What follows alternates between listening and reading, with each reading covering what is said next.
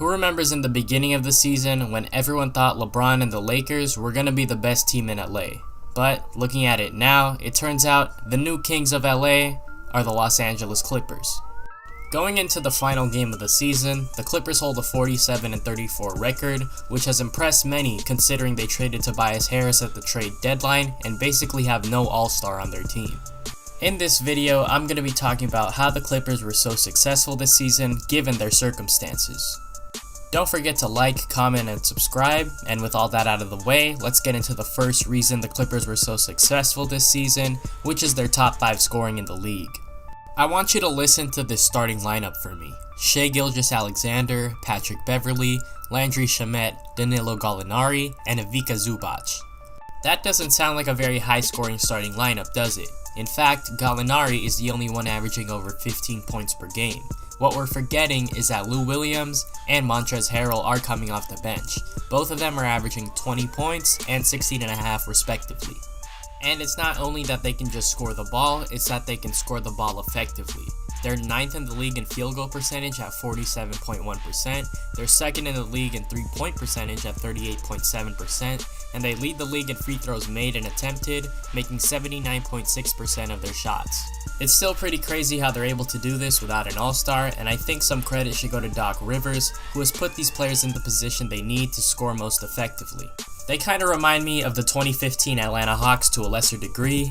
I don't think that team had a true all-star, they were a very solid all-around team with a very strong bench. And with that being said, the second reason the Clippers were so successful this season is in fact their strong bench.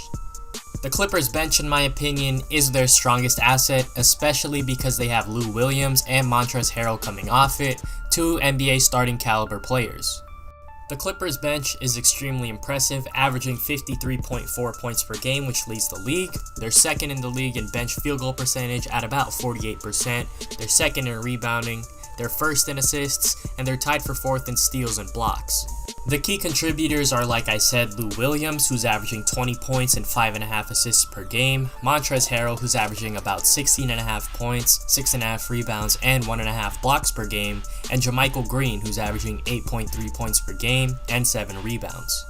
And to put things into perspective, this Clippers bench, since the 1996-97 season, has been the highest scoring bench we've ever seen. There's only 2 teams who I think could compare to this Clippers bench, and it's this year's Brooklyn Nets, who have averaged about 48 points, and the 2016-17 Lakers bench, who averaged about 47 points. The Clippers bench will be the key to any postseason success that they have, even if it might be little because they're facing the Warriors in the first round. Maybe they can steal a game because of the strength of their bench, we'll see. The third reason why the Clippers have been so successful this season is because they know how to close out games. They lead the league in 4th quarter scoring at 28.8 points per game, and in that quarter, they're also 2nd in field goal percentage, 2nd in 3-point percentage, and 1st in free throws made and attempted. Their effectiveness in the 4th is proven with the amount of comeback wins they have this season. They've come back from 10 down in the 4th quarter 10 times this season. 4 of those times have been when they're down over 15 points, and 2 times have been when they've been down over 20 points. Their key contributors in the 4th quarter are Lou Williams, who puts up 7.8 points, Montrezl Harrell, who puts up 5.5 points, and Danilo Gallinari, who puts up 4.7 points. These 3 are also the team's leading scorers, with Lou Williams 1st, Gallinari 2nd, and Montrezl Harrell 3rd. And one thing that I also noticed is that Lou Williams puts up 40% of his points in the 4th quarter, Montrezl Harrell puts up about 1/3 of his points in the 4th quarter, and Gallinari puts up about 1/4 of his points in the 4th.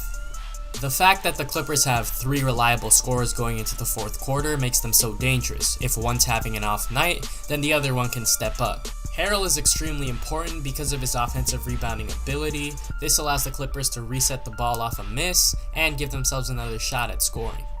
And the final reason that I think it's overlooked when looking at the Clippers and their success is that everyone knows their role on the team. Because of the lack of stars on the team, there isn't necessarily one big ego. Like, let's for example say the Lakers. LeBron is the biggest ego, and you could say that he has caused some problems for the Lakers. No stars isn't necessarily bad.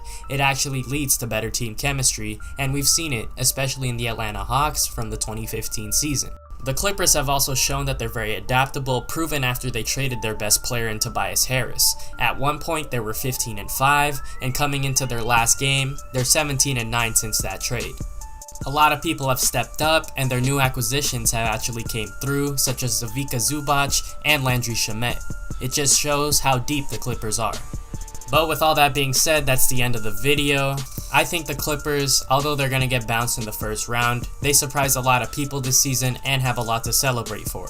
The future looks bright for them, especially if they could re-sign Ivica Zubac. They also have Shai Gilgeous-Alexander, Jerome Robinson, and Landry Shamet. Honestly, if Tobias Harris doesn't re-sign with the Sixers, I think the Clippers won the trade.